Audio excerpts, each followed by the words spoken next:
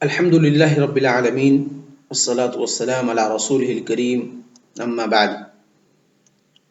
وعن أسماء بنت أبي بكر قالت كان رسول الله صلى الله عليه وسلم خطيبا فذكر فتنة القبر التي يفتن فيها المرء فلما ذكر ذلك زج المسلمون زجة. رواه البخاري هكذا. وزاد النسائي رحمه الله حالت بيني وبين أن أفهم كلام رسول الله صلى الله عليه وسلم فلما سكنت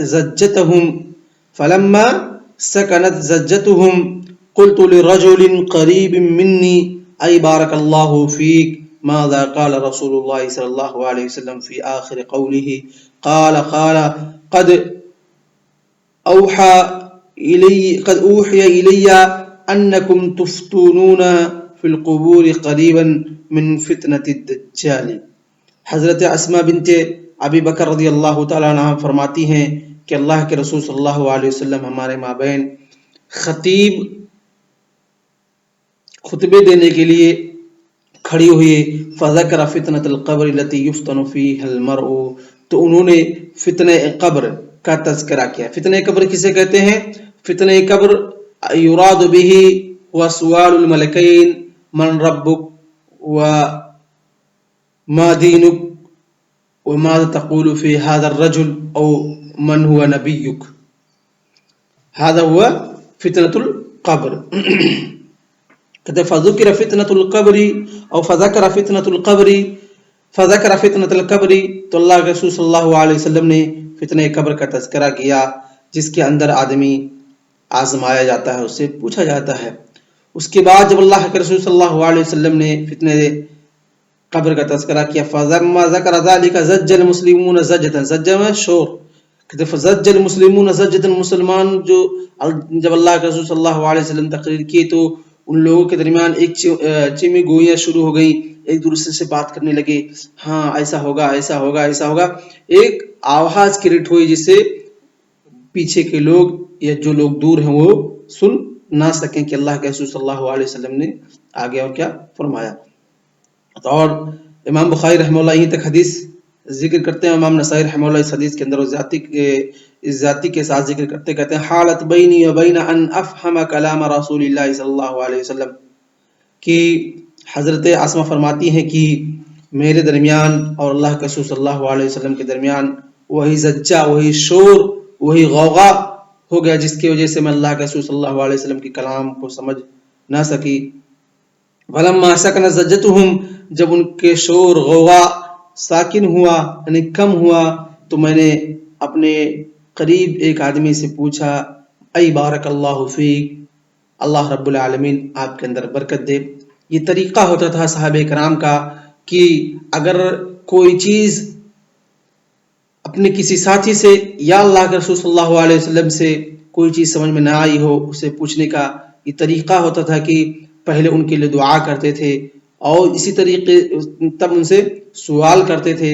اور یہی طریقہ ہونا چاہیے شاگرد اور اساتذہ کے بیچ میں کہ اگر آپ کو کوئی چیز سمجھ میں نہ آ رہی ہو تو یہ بہتر طریقہ ہے کہ آپ پہلے ان کے لیے دعا دیں، جس سے جو آپ کا مدرس ہے یا جس سے آپ سوال کرنے جا رہے ہیں یا جو کوئی بھی عالم ہو جس سے وہ خوش رہے اور اس کے لیے برکت کی دعا بھی ہو جائے.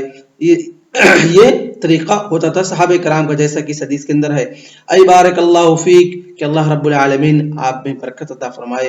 ماذا قال رسول اللہ صلی اللہ علیہ وسلم، کہ اللہ کے رسول صلی اللہ علیہ وسلم نے کیا کہا فی آخر قولہ، اپنی آخری بات کے اندر قال قد اوحی الی، کہ انہوں نے کہا کہ میرے پاس وحی کی گئی ہے انکم تفتونون، کہ تم لوگ آزمائے جاؤ گے، تمہارا امتحان ہوگا، تمہارا اختبار ہوگا، تم آزمائش میں مبتلا کیے جاؤ گے. کہاں پر؟ قبروں کے اندر. اور وہ فتنہ، وہ اختبار، وہ امتحان تمہارا کیسا ہوگا؟ قریبا من فتنۃ الدجال، فتنہ دجال کے جو دجال کا جو فتنہ ہوگا، جو آزمائش ہوگی، اسی طریقے سے قبر کی بھی آزمائش ہوگی. تو اس حدیث کو مصنف رحمہ اللہ اس بات و عذاب القبر کے اندر ذکر کیے ہیں، اور جیسا کہ ہم پہلے ہی بتا چکے ہیں کہ عذاب القبر کا کتاب الایمان سے کیا تعلق ہے۔ وعن جابر رضی اللہ تعالی عنہ عن النبی صلی اللہ علیہ وسلم قال اذا ادخل المیت القبر مثلت له الشمس عند غروبها فيجلس ويمسح عينيه ويقول دعوني اصلي رواہ ابن ماجہ۔ حضرت جابر رضی اللہ تعالیٰ عنہ فرماتے ہیں کہ اللہ کے رسول صلی اللہ علیہ وسلم نے فرمایا اذا ادخل المیت القبر، جب میت قبر کے اندر داخل کیا جاتا ہے، مثلت له الشمس ای صورت وجعلت الشمس له كأنها تغرب، کہ اس کے لیے سورج ایسی کر دی جاتی ہے، ایسی بنا دی جاتی ہے گویا کہ وہ غروب ہو رہا ہے، گویا کہ وہ غروب ہو رہا ہے۔ یعنی جب میت کو قبر کے اندر، کوئی بھی میت ہو، جب اس کو قبر کے اندر داخل کیا جاتا ہے اور جب اس کے پاس فرشتے آتے ہیں، اس کے روح کو واپس کی جاتی ہے، اس سے سوال جواب جو فتنہ قبر ہے وہ شروع ہوتا ہے، تو اس وقت کا کون سا دور ہوتا ہے، وہ کون سا ٹائم ہوتا ہے قبر کے اندر، کون سا ٹائم نظر آئے گا میت کو، وہ اس وقت غروب شمس کا وقت ہوگا۔ کون سا ہوگا؟ غروب، چاہے وہ رات کے اندھیری کے اندر دفن کیا جائے یا دن کے شروعاتی وقت میں یا سورج کے نکلنے کے وقت، کسی بھی وقت میت کو دفن کیا جائے، جب اس کو اس کی روح واپس کی جاتی ہے تو اس کے لیے جو فیضا کریٹ کی جاتی ہے، جو اس کے لیے سما باندھی جاتی ہے، وہ کون سی سما ہوتی ہے؟ سورج کے غروب ہونے کا وقت ہوتا ہے، سورج کے غروب ہونے کی سما ہوتی ہے۔ فیجلس، پھر وہ بندہ بیٹھتا ہے، ویمسح عینیہ، اپنے دونوں آنکھوں کو پوچھتا ہے، یعنی جس طریقے سے آدمی نیند سے اٹھتا ہے تو اپنے دونوں آنکھوں کو پوچھتا ہے، اسی طریقے سے وہاں پر بھی وہ اپنے جب اٹھے گا تو اپنے دونوں آنکھوں کو مینچتا ہوا پوچھتا ہوا اٹھے گا۔ اور اسی لیے نیند کو اخل موت کہا جاتا ہے، یعنی جس طریقے سے موت کے بعد آدمی اٹھے گا جو حالت ہوگی، ایسے ہی دنیا کے اندر جب آدمی نیند سے اٹھتا ہے تو ایسی حالت ہوتی ہے۔ تو کہے گا یقول دعونی اصلی، کہ مجھے چھوڑو میں نماز پڑھنے جا رہا ہوں، یعنی فرشتوں سے کہے گا نہیں نہیں، میں سورج غروب ہونے کا وقت ہے اور میرے نماز کا عصر کا وقت قضا ہو جا رہا ہے، اور قریب ہے کہ کہیں عصر کا وقت غروب نہ ہو جائے، عصر کا وقت چلا نہ جائے اور میں نماز نہ پڑھ سکوں، کیونکہ کیا کون سا وقت ہوتا ہے؟ غروب شمس کا وقت ہوتا ہے، اور غروب شمس سے پہلے ہم کون نماز پڑھتے ہیں؟ عصر کی نماز پڑھتے ہیں۔ تو وہی کہے گا چھوڑیے میں نماز پڑھنے جا رہا ہوں۔ اور یہ بندہ کس کی حالت ہوگی؟ یہ اسی کی حالت ہوگی ان من كان راسخا في اداء الصلاه مواظبا عليها في الدنيا يظن انه بعد في الدنيا يؤدي ما عليه من الفرائض ويشغله من قيامه بعض اصحابه فيقول دعوني انا اريد الصلاه، کہ جس طریقے سے جو بندہ دنیا کے اندر راسخ ہوگا اور مواظبت برتنے والا ہوگا ہمیشہ نماز کے اندر، جب اس کو قبر کے اندر بٹھایا جائے گا یا اٹھے گا تو کہے گا میں نماز پڑھنے جا رہا ہوں۔ جس طریقے سے دنیا کے اندر اگر اپنے ساتھیوں کے ساتھ مشغول ہوتا ہے تو کہتا ہے یار نماز کا ٹائم ہو گیا، میں نماز پڑھنے جا رہا ہوں، آپ لوگ بیٹھیے، یا آپ لوگوں کو چلنا ہے تو چلیے، آپ لوگ بھی چلیے، میں نماز پڑھنے جا رہا ہوں۔ تو اسی طریقے سے وہاں بھی جب اس کی روح اس کے پاس واپس کی جائے گی تو اس وقت کہے گا فرشتوں سے کہ میں چھوڑیے، میں نماز پڑھنے جا رہا ہوں۔ وعن ابي هريره رضي الله تعالى عنه عن النبي صلى الله عليه وسلم قال ان الميت يسير الى القبر فيجلس الرجل في قبره غير فزع ولا مشغوب ثم يقال فيما كنت فيقول كنت في الاسلام۔ حضرت ابو ہریرہ رضی اللہ تعالیٰ عنہ فرماتے ہیں کہ اللہ کے رسول صلی اللہ علیہ وسلم نے فرمایا ان المیت یسیر الی القبر، کہ جب میت کو اس کی قبر کے اندر دفن کر دیا جاتا ہے، یسیر ہو جاتا ہے الی القبر، قبر کے اندر، کہ جب اس کو قبر کے اندر دفن کر کے چلے آتے ہیں، جب وہ صاحب قبر میں ہو جاتا ہے، جب اس کو دفن کر دیا جاتا ہے، فیجلس الرجل، تو وہ آدمی، وہ میت، اس کو قبر کے اندر بٹھایا جاتا ہے، فی قبرہ، اس کو اپنے قبر کے اندر بٹھایا جاتا ہے۔ کیسے بٹھایا جاتا ہے؟ یہ سب غیب سے تعلق ہے، ہم کو اس کے بارے میں علم نہیں ہے، بلکہ ہم نصوص جن کے اندر یہ تمام چیزیں وارد ہوئی ہیں، کس طریقے سے فرشتے آتے ہیں، کس طریقے سے اسے بیٹھاتے ہیں، یہ تمام چیزیں ثابت ہے، ہم اس کا اقرار کرتے ہیں، لیکن کیفیت ہمیں معلوم نہیں ہے۔ غیر فزع ولا مشغوب، اور وہ بندہ بغیر فزع کسے کہتے ہیں؟ ڈر کو کہتے ہیں۔ کس کو کہتے ہیں؟ ڈر کو کہتے ہیں۔ غیر فزع بغیر کسی ڈر کے، ولا مشغوب کہتے ہیں مشغوب جو ہے یہ شغب سے اگر اس کو مانے تو ہوں گے فتنے اور برائیوں کو ابھارنا، شغبہ تو کہتے ہو بغیر کسی یعنی اس کے دل کے اندر کوئی فتنہ، کوئی ڈر یا کوئی برائی نہیں ابھرے گی۔ لیکن محدثین کرام کہتے ہیں اس حدیث کے اس الفاظ کے اندر کیا ہوا؟ تصحیف واقع ہوا۔ کیا ہوا ہے؟ تصحیف ہوا ہے۔ اصل میں لفظ تھا شغف سے، مشغوف، مشغوف شغف سے، جس کے معنی ہوتے ہیں کس کے؟ شدت الفزع حتی یذهب بالقلب، ایسا ڈر جس سے آدمی کہتا ڈر گیا تھا کہ ایسا میرا دل ہی اڑ جائے گا، میری جان ہی نکل جائے گی، تو اس کو کیا کہتے ہیں؟ شغف کہتے ہیں۔ تو محدثین کرام کہتے ہیں اس حدیث کے اندر جو تحصیف واقع وہ اصل لفظ ہے مشغوف، کی بغیر کسی بھی ڈر کے، بغیر کسی ڈر کے اس کے قبر کے اندر اس کو بٹھایا جائے گا، ثم یقال، اسے کہا جائے گا فیما کنتا، آپ کہاں تھے، کس چیز کے اندر تھے، یعنی دنیا کے اندر تھے تو مسلم تھے یا کافر تھے، اسلام کو قبول کیے تھے، اسلام کے پابند تھے، اسلام کے مطابق زندگی گزارے تھے یا کافر تھے؟ کنتو فی الاسلام، تو ہوگا کہے گا میں مسلم تھا، میں اسلام کے اندر میں نے اپنی پوری زندگی گزاری ہے۔ فیقال ما هذا الرجل، تو اس آدمی کے بارے میں تمہارا کیا خیال ہے؟ تو کہے گا محمد رسول اللہ، محمد جو اللہ کے رسول ہیں، جاءنا بالبینات من عند اللہ فصدقناہ، جو اللہ رب العالمین کے پاس سے ہمارے طرف آئے تھے بینات کے ساتھ، واضح دلیلوں کے ساتھ، روشنی کے ساتھ، تو ہم نے کیا کیا؟ ان کی تصدیق کی۔ انہوں نے کہا کہ میں اللہ کا رسول ہوں، یہ کتاب اللہ کی ہے، تمام چیزیں اللہ کی طرف منسوب کی، ہم نے کیا کی؟ اس کی تصدیق کی، اس کو مانا، اس کے مطابق اپنی زندگی کو گزارا۔ فیقال هل رأیت اللہ، تو اسے کہا جائے گا کہ کیا تم نے اللہ کو دیکھا؟ فیقول ما ينبغي لأحد ان ير اللہ، کسی کے لیے مناسب نہیں ہے کہ وہ اللہ کو دیکھے۔ یعنی یہاں پر کیا مراد ہے؟ دنیا کے اندر، یعنی تم نے دنیا کے اندر تھے تو کیا تم نے اللہ کو دنیا کے اندر دیکھا ہے؟ نہیں، تو کہے گا کسی کے لیے جائز بھی نہیں، مناسب نہیں ہے، یعنی ممکن ہی نہیں ہے، امپاسبل ہے کہ کوئی بندہ اللہ رب العالمین کو دنیا کے اندر دیکھے۔ لیکن اس حدیث کا بالکل ہی مفہوم نہیں ہے کہ آخرت کے اندر کوئی بندہ اللہ رب العالمین کو نہیں دیکھے گا، بلکہ یہاں سوال ہے دنیا کے تعلق سے، یعنی دنیا کے اندر تم تھے تو کس پر تھے؟ یہ آدمی تم نے دنیا کے اندر اس کو دیکھا ہے، یہ کون ہے؟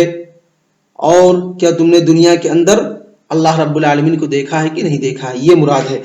یہ حدیث ان لوگوں پر رد ہے، اور یہ حدیث بالکل ان لوگوں کے لیے دلیل نہیں ہے جو اس حدیث سے دلیل پکڑتے ہیں کہ جنت کے اندر بھی لوگ اللہ رب العالمین کو نہیں دیکھیں گے، بلکہ صریح اور صحیح حدیث کے اندر ہے کہ جنت کے اندر لوگ متقین جنتی اللہ رب العالمین کو جنت کے اندر دیکھیں گے، اور جنتیوں کی سب سے بڑی نعمت جو ہوگی وہ رؤیت باری تعالیٰ ہوگی، جیسا کہ اللہ کے رسول صلی اللہ علیہ وسلم نے فرمایا کہ تم اپنے رب کو ایسے ہی دیکھو گے جس طریقے سے دنیا کے اندر تم رہ کر کے جب آسمان کے اندر کوئی بدلی نہ ہو، سورج نکلا ہوا ہو اور سورج کو تم دیکھتے ہو، اسی طریقے سے تم اللہ رب العالمین کو قیامت کے جنت کے اندر جنتی اللہ رب العالمین کو دیکھیں گے۔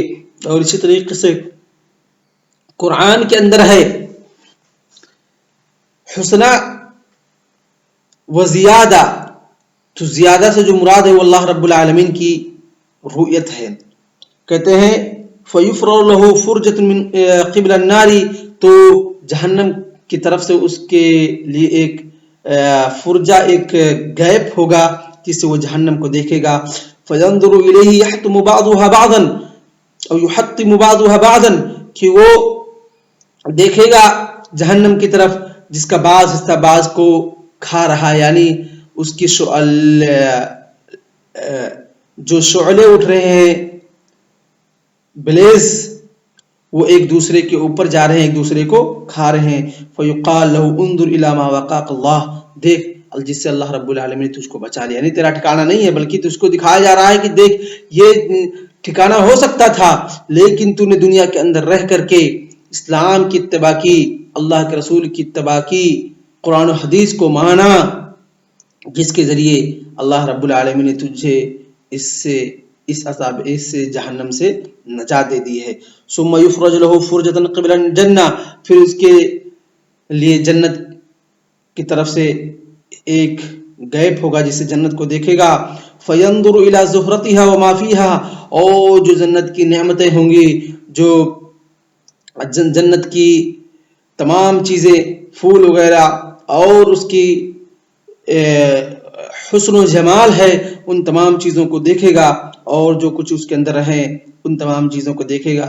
تو اسے کہا جائے گا ھذا مقعدک، یہ تمہارا ٹھکانہ ہے. علی الیقین کنتا، تو اس پر یقین پر تھا کہ اگر اس پر ہم عمل کرتے رہے، اللہ اور اس کے رسول کو مانتے رہے، تو قرآن و حدیث پر عمل کرتے رہے، تو اللہ رب العالمین ہم کو جنت ضرور نصیب فرمائے گا. وعلیہ متّا، اور تو اسلام پر یقین کرتا رہا اور اسلام پر رہا اور اسی پر تیری وفات ہوئی. وعلیہ تبعث انشاء اللہ تعالی، اور اسی پر تیری کہ اسلام لائیں گے دنیا کے اندر، آخرت کی تیاری کے لیے بھیجا گیا ہے، جنت کی تیاری کے لیے بھیجا گیا ہے، اور اسی پر تو یقین پر تھا، اسی پر تیری وفات ہوئی اس اسلام پر، اور اسی پر دوبارہ تجھے قیامت کے دن اٹھایا جائے گا.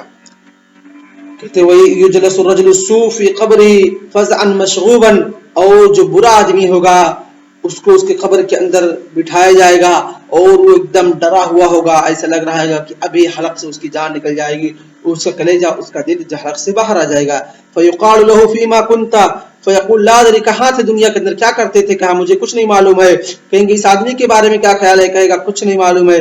فیقول سمعت الناس یقولون قولا فقلت، جو لوگ اس سے میں نے اس کے بارے میں کہتے ہوئے سنا وہی میں نے بھی کہہ دیا.